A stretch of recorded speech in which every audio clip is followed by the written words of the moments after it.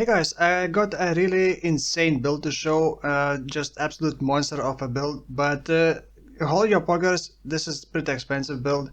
Not like expensive in a sense of all the possible builds, but for me it's kind of expensive.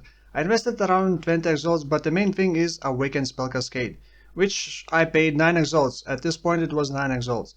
Now, this is using Frostbomb, and I was surprised not many people knew about this kind of build and that you can do this. Well, actually, I guess I didn't really think too much about it. When I was shown this build with Awakened Spell Cascade Frostbomb, and it looked cool, and I thought, oh, okay, that's pretty cool meme.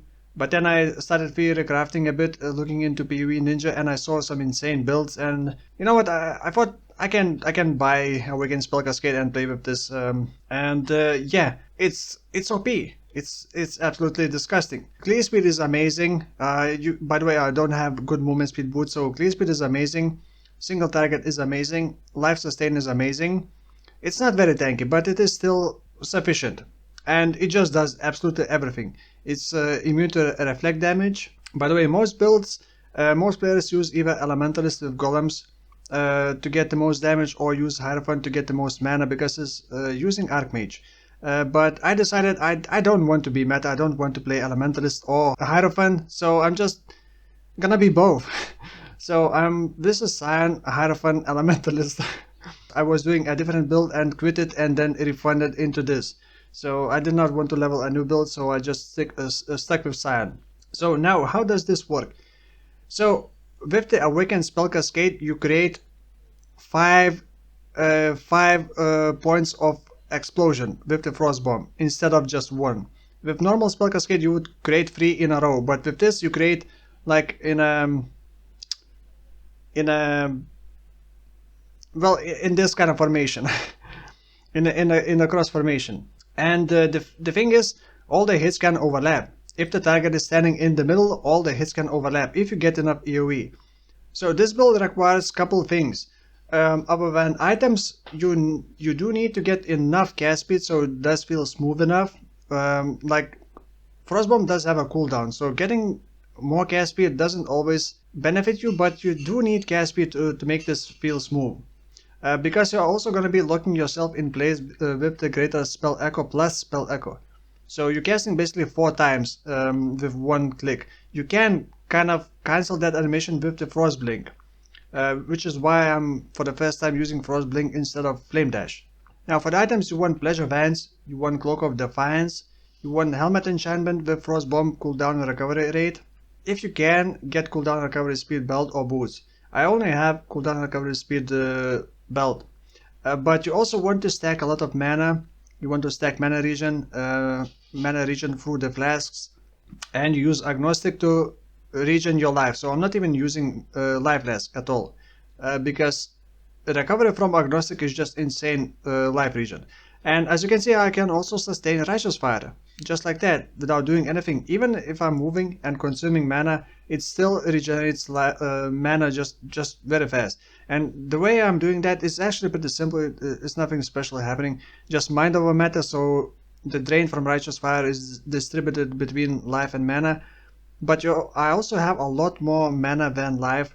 So Righteous Fire drain is based on life and energy shield, but I have no energy shield, so it's only based on life.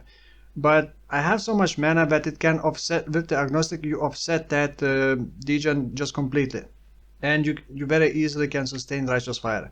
Now this build is not the tankiest, but you don't need to tank. You just kill enemies before they hit you. That's the main strategy. But even if you do get hit, you do get Fortify, you do have Arcane Cloak protecting you a bit, and of course chilling enemies, slowing them down helps a lot as well. Also, as you can see, I do have Bottle Fade. Bottle Fade I bought for free, 3.2 exalts. It's also very cheap, so it's kind of a sin to not do a build with those items that tend to be expensive at the start of the league, but now they are so much cheaper. I never used Bottle Fade before, and it's just amazing. It gives so much crit chance, because this is a crit build and I don't have like very high base crit chance, because most of my passive points goes into mana. One more thing, absolutely important, you do have to get stun immunity. If you don't have stun immunity, you're just gonna not enjoy this build at all. By the way, the way I'm getting Fortify is through the Vigilant Strike linked to General's Cry. You do need corpses, but just use Desecrate, use General's Cry, and then we just run to enemies, we hit them, and you get Fortify because of Vigil Jewel. You do need to place it somewhere where it can support Strength Threshold Jewels.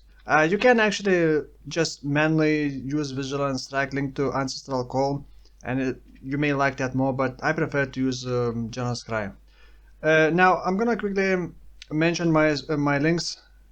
So I'm using Phantasmal Frostbomb because it has less skill effect. You want to reduce skill effect, and you want to get cooldown and recovery rate, because by default Frostbomb has like 2.5 second cooldown. So you do want to reduce the cooldown, and you want to reduce duration, because it only does damage when it expires basically. And then I got Anomalous Spell Echo to get more cast speed.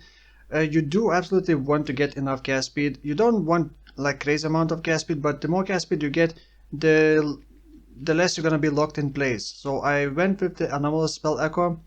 Anomalous Archmage, this makes me gain cold damage rather than lighting. Awaken Spell Cascade, like I said, a must.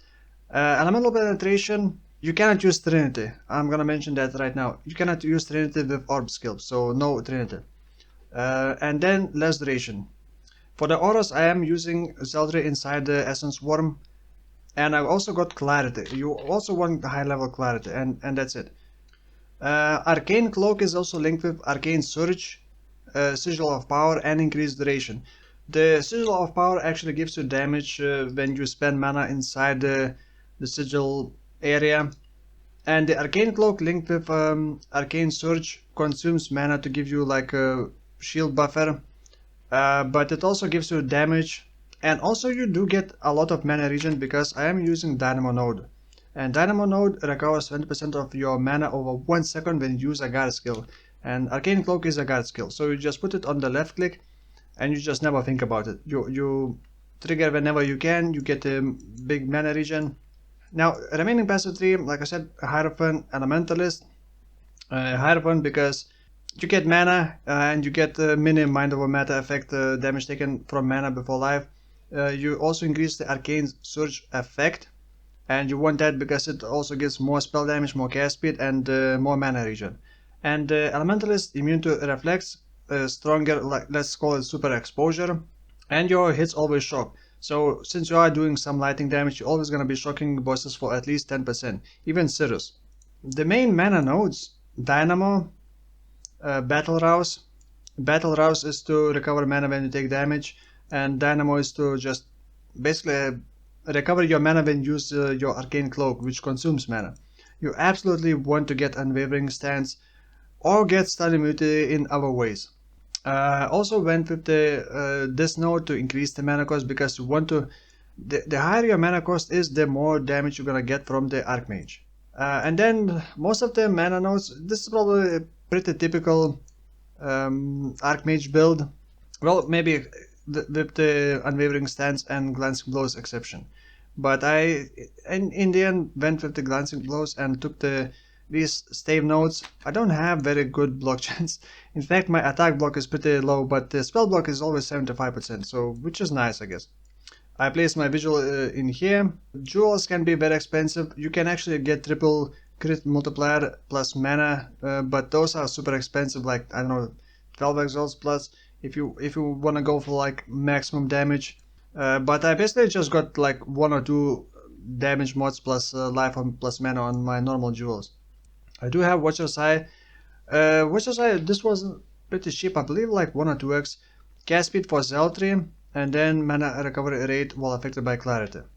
You do want mana recovery rate as much as possible. I even got that on the belt. I got lucky and rolled cooldown recovery speed and mana recovery rate, and it took some time to fix this belt into this with the Harvest. Obviously you also want to get Atziri's Foible. If you can afford, also quality it with life and mana catalyst. This way you get a lot of flat mana, a lot of mana regen, and you also want to anoint the Crusader, because you're stacking so much mana nodes on the tree that you're getting a lot of damage from it as well.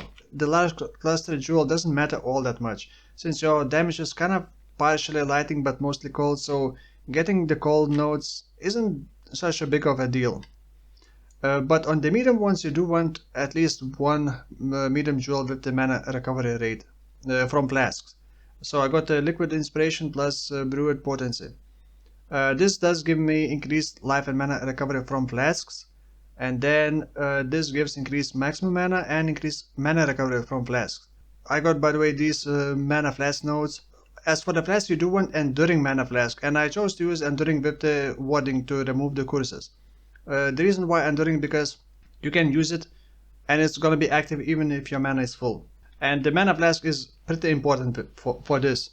Katarina's flask, I keep forgetting its name. Katarina's flask is actually also around 3 exalts if you want to get the one with the critical strike enchantment. So either Bottle Fate or Katarina's flask, basically the same price right now. But the Bottle Fate is still a bit more damage. Yeah, and the rest of the items you can analyze. I'm gonna include Path of Building import code in the description. You can analyze all the items, all the things that are happening with this. I haven't decided what the next build is gonna be, but kind of want to do Winder with the reverse shell. So we'll see about it. I already tried crafting, but we will see. So for now, thank you for watching, and I will see you in the next one. Bye bye.